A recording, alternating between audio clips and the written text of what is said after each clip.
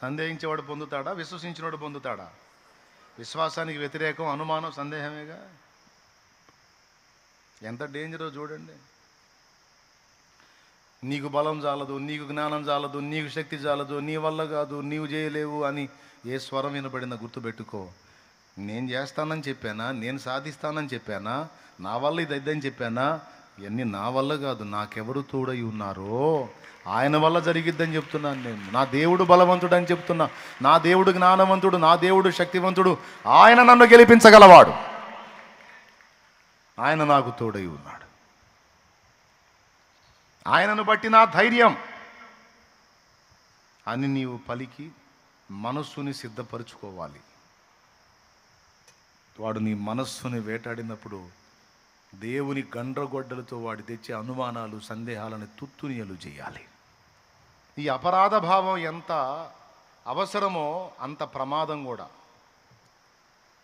అవసరం అన్నావు, ప్రమాదం అన్నావు. అపరాధ భావం అవసరమా అంటే కొంతమందికి అపరాధ భావమే ఉండదు. ఎంత పెద్ద తప్పు చేసి కూడా ఇంత ఫీలింగ్ లేకుండా బతికేస్తారు. అంటే వాళ్ళ మనస్సాక్షి అసలు పనిచేయట్లా. అట్లా వాడే గెలుస్తాడు సైతాన్. కొంతమందికి మనస్సాక్షి పనిచేసిద్ది కానీ అతిగా పనిచేసిద్ది, అట్ట కూడా సైతానే గెలుస్తాడు. వాడు ముందే చెప్పా, తంత్రగొట్టువాడు. నీకు అసలు అపరాధ భావమే లేకపోయినా వాడే గెలుస్తాడు. అపరాధ భావం ఉండి అతి అయినా కూడా వాడే గెలుస్తాడు. అతి అన్నాను, ఎందుకన్నానో చెప్తా. ఉదాహరణకి, నువ్వు ఇతరులకు సువార్త చెప్పి, బాగా వినాలి, లైవ్లో ఉన్నోళ్ళు కూడా వినండి. నువ్వు 10 మందికి సువార్త చెప్పి 10 ఆత్మల్ని రక్షించాలని నడుంగట్టావు. నువ్వు ఎప్పుడైతే దేవుని పని కొరకు, దేవుని చిత్తం నెరవేర్చడం కోసం కొన్ని ఆలోచనలు, కొన్ని ప్రణాళికలు, కొన్ని ఉద్దేశాలు ఏర్పరచుకుంటావో, నువ్వు ఆ ప్రణాళికలు రచించుకుంటా ఉంటే వాడేం చేస్తాడంటే నీ వీక్ పాయింట్స్ లిస్టు బయటేసుకుంటాడు, నీ బలహీనతల లిస్టు బయటేసుకుంటాడు. బయటేసుకొని ఎక్కడెక్కడ నువ్వు బెండ్ అవుతావు, ఎక్కడెక్కడ నువ్వు వీక్ అవుతావు, ఎక్కడెక్కడ నువ్వు అడుగులు జారుతావు, ఏ సన్నివేశాలు నీకు ఎదురైతే నువ్వు తప్పు చేసే అవకాశం ఉంది అనే లిస్టు బయటేసుకొని వాడు ఆ సిచ్యువేషన్స్ క్రియేట్ చేస్తాడు. ఆ సన్నివేశాలు నీకు ఎదురయ్యేటట్టు వాడు చేస్తాడు. ఏది? నువ్వు బలహీనపడే సన్నివేశాలు.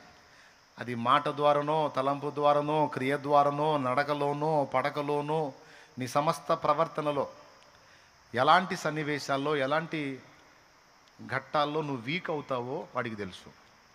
ఇప్పుడు నీ పర్సనల్స్, నీ వీక్ పాయింట్స్ నాకు చెబుతావా? నువ్వు నా వీక్ పాయింట్స్ నీకు చెబుతానా? కానీ ఆదాము నుండి వచ్చినటువంటి మనందరికీ కూడా ఎక్కడో చోట ఏదో ఒక విషయంలో వీక్ పాయింట్ ఉంటుంది. నీతిమంతుడు లేడు, అందరూ చెప్పండి, ఒక్కళ్ళు కూడా వదిలిపెట్టకుండా చెప్పండి. నీతిమంతుడు లేడు, రైట్. ఏ భేదమును లేదు, అందరూ పాపము చేసి అందరా కొందరా, రైట్.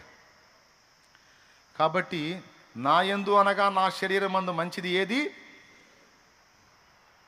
అన్ని రోమాలోయే, 3 నుంచి 7 అధ్యాయాల్లోపు విషయాలు. నీతిమంతుడు లేడు, ఒక్కడు లేడు, ఏ భేదము లేదు, అందరూ పాపం చేసి దేవుడు అనుగ్రహించే మహిమను పొందలేకపోయారు. నా యందు అనగా నా శరీరమందు మంచిది ఏది? నివసింపు. ఇప్పుడు ఎంతమంది శరీరమును కలిగి ఉన్నారు? ఎంతమంది ఆత్మలుగా ఉన్నారు? ఆత్మలుగా ఉంటే ఇక్కడ ఎవరికి కనపడతారు? అందరూ శరీరాలే ధరించుకొని ఉన్నారు.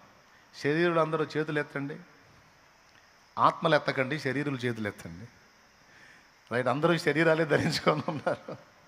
ఆ శరీరాలు ఎందుకో చేతులు ఎత్తలేదు? వారు ఆత్మరూపులు అయ్యారా? మరి ఎందుకని చేతులు ఎత్తరు? రైట్. శరీరులు, అందరూ శరీరులు, రైట్. నా యందు అనగా నా శరీరమందు మంచిది ఏది నివసింపదని పౌలంతటి వాడు అన్నప్పుడు మరి మీ శరీరం మందు మంచిది ఏదైనా నివసించునా? మీ యందును మీ శరీరం మందును మంచిది ఏది? నా యందును నా శరీరం మందును మంచిది ఏది? రైట్. గలతీ పత్రిక 5:17-19 శరీర కార్యములన్నీ స్పష్టములై ఉండవని జారత్వము, అపవిత్రత, కాముకత్వము, విగ్రహారాధన, అభిచారము, ద్వేషములు, విమతములు, అసూయలు, మత్తతులు, కక్షలు, విమతములు, క్రోధములు, అల్లరితో కూడిన ఆటపాటలని పెద్ద కుప్ప అయితే చెప్తాడు అక్కడ. ఇవన్నీ శరీరం ఉత్పత్తి చేసాయి, శరీరం నుండి ఉత్పత్తి అయ్యాయి.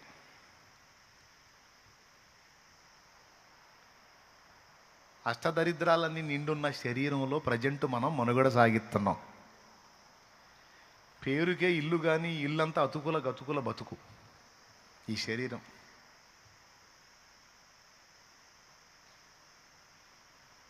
బ్రతుకు బాటలో వెతుకులాటలో అతుకుల గతుకుల చితికిన బ్రతుకులో సాతాను సంకెళ్ళలో పాపాల స్మృతి జ్వాలలో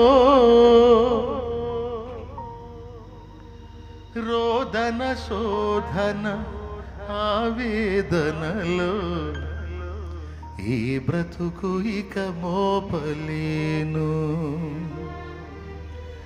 నీ నామమే ఉదయగానం, నీ వాక్యమే హృదయ ధ్యానం.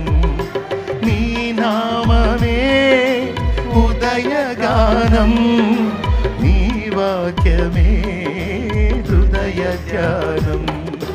ఓ యేసు క్రీస్తు, నీ స్మరణలోని నా బ్రతుకు కడతేరని, పరలోకమును చేరని. నీ నామమే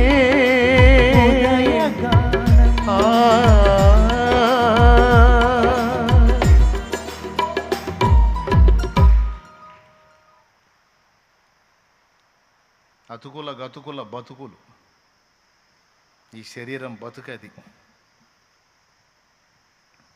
భక్తులందరూ వీటిని గుర్తించి పాటల్లో రాసుకున్నారు. వడలు అంటే ఒళ్ళు.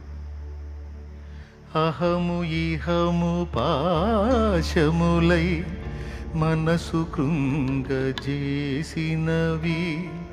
ఒడలు పాప పొడల చేత ఏహ్యమాయను. కలుష దోష పాశములే మనసు కృంగదీసినవి, ఒడలు పాప పొడల చేత ఏహ్యమాయను. ఘన దైవమా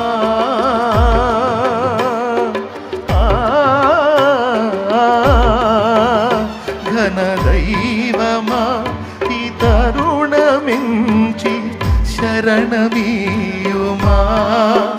అనుదినము నీదు ఆశ్రయాన నన్ను నింపుమా, ఆత్మ నింపుమా, జీవాత్మ నింపుమా. భక్తులందరూ ఏడుపదే.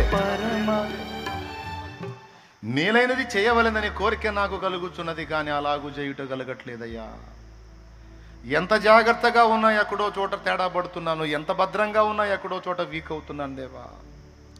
అయ్యో దేవా, నేను బలహీనుడును, బలహీనురాలనని చాలా ఏడ్చేవాళ్ళు ఉన్నారు, దుఃఖపడేవాళ్ళు ఉన్నారు. మొదటి మాటను బట్టి కొంతమంది చావగోరుతారు, రెండవ మాటను బట్టి కూడా కొంతమంది చావగోరుతారు. అనుమానం ద్వారా కూడా కొంతమంది చేస్తారండి. అనుమానం ద్వారా కూడా కొంతమంది, సందేహం ద్వారా చచ్చిపోయేవాళ్ళు ఉన్నారు. నాకు ఈ జబ్బు వచ్చింది, తగ్గిద్దో లేదో తగ్గిద్దో లేదో తగ్గిద్దో లేదో, తగ్గనట్టే ఉంది, ఇది తగ్గనట్టే ఉంది, నేను బాగుపడినట్టే ఉంది, నేను మొత్తానికి ఏదో పోయేటట్టే ఉంది, నాకేదో సావు ముడినట్టే ఉంది, నాకేందో అయ్యేటట్టే ఉంది, గుట్టుకుని చేస్తారు. అయా వినండి, పెద్దోళ్ళు, చిన్నోళ్ళు, ముసలోళ్ళు, కుర్రోళ్ళు అందరూ వినండి. నీ వల్ల కాదు, వైద్యుడి వల్ల కాదు, కానీ యేసయ్య వల్ల అవుతుంది. నీ వల్ల కాదు, వైద్యుడి వల్ల కాదు, యేసయ్య వల్ల అవుతుంది. ఆయన అవసరమైతే నీ కాలానికి ముందే నిన్ను గాజేయగలడు, అవసరమైతే ఇంకొక 40 ఏళ్ళు నీ లైఫ్లో పొడిగించనుగలడు, 15 ఏళ్ళు పొడిగించనుగలడు. హిజ్కియా నా పని అయిపోయింది అనుకున్నాడు. దేవుణ్ణి అడిగాడు, ఎందుకు ఏడుస్తున్నావు అన్నాడు. ఇంకా బతకాలని ఉంది అన్నాడు. బతకాలా? అరిపో, ఇంకో 2 ఏళ్ళు బతుకుపో అనలా, ఏకంగా 15 ఏళ్ళు బతుకుపో అన్నాడు. సరే నువ్వు పొడిచేది ఏదో పొడు, 15 ఏళ్ళు ఇస్తున్నా పో అన్నాడు. ఏందండి 15 ఏళ్ళు అంటే మామూలు విషయమా? అయిపోయింది అన్నోడికి 15 ఏళ్ళు పొడిగిచ్చాడు సోదరా. నరుని ఆయుష్కాలం ఉంటే 10 ఏళ్ళు, అధిక బలం ఉన్న 80 ఏళ్ళు అని 80 ఏళ్ళకి క్లైమాక్స్ అని చెప్పిన మోషేకి 80 ఏళ్ళకు వచ్చి దర్శించి ఇంకో 40 ఏళ్ల జీవిత కాలాన్ని పొడిగించి 80తోనే అయిపోయిందిరా జీవితం అన్నోడికి ఇంకో 40 కలిపి 120 అనిపించాడు. కొంతమందికి అనుమానం, నా పరిస్థితులు మారవు, నా దరిద్రం పోదు, నా అప్పులు తీరవు, నా జీవితం మారదు, నా బతుకు ఇంతే ఇంతే, దేవుడు కూడా కనికరం లేదు, దేవుడు కూడా వదిలేశాడు, దేవుడు నన్ను కరుణించడు, దేవుడు కూడా నేను నచ్చలేదు, నేను ఎవరికి ఇష్టం లేదు, మనుషులకి ఇష్టం లేదు, దేవుడికి ఇష్టం లేదు, నా పరిస్థితులు మారవు అనుమానం సందేహంతో చచ్చిపోతారు.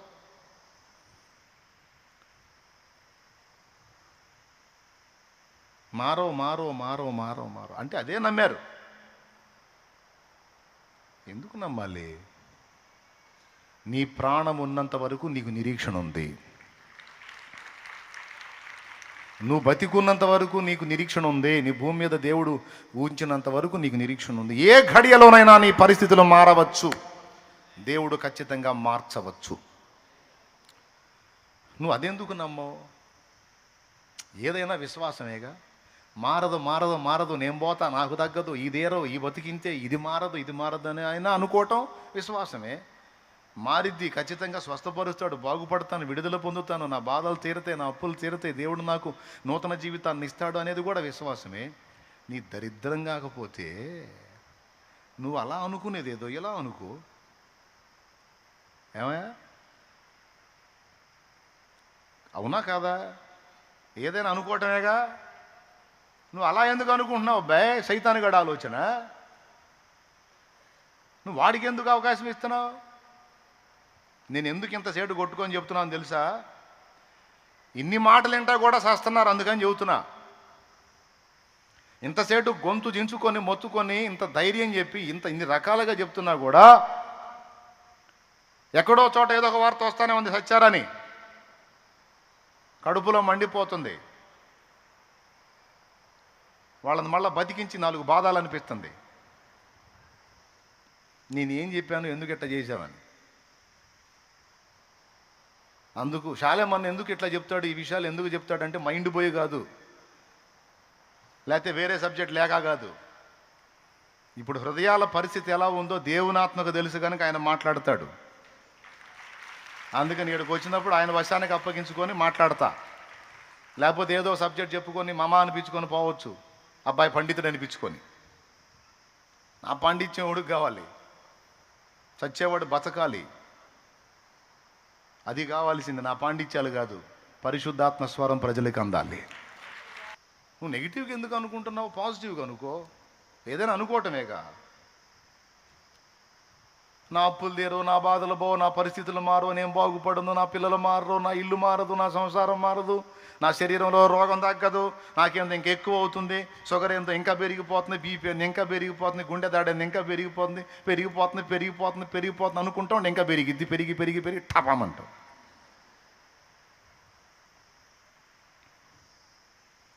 షుగర్ పోయిద్ది, బీపీ పోయిద్ది, గుండె దడ పోయిద్ది, ఆయాసం పోయిద్ది, అన్నీ బాగుపడతాయి. సమస్తాన్ని నూతనపరచగల నా దేవుడు నాకు తోడై ఉన్నాడు. నాకేమీ కొదువా నాదుడుండ, ఇక నాకేమీ కొదువా నాదుడుండ. శ్రీకరుండగు దేవుడే నా శ్రేష్ఠ పాలకుడు, నా ఏకరక్షకుడు, గనుక నాకేమీ కొదువా నాదుడుండ, ఇక నాకేమీ కొదువా నాదుడుండ. అవమానమును నిర్లక్ష్య పెట్టండి, అనుమానాన్ని తులిపేయండి. 3వది అపరాధ భావం సంగతి మాట్లాడుతున్నాను.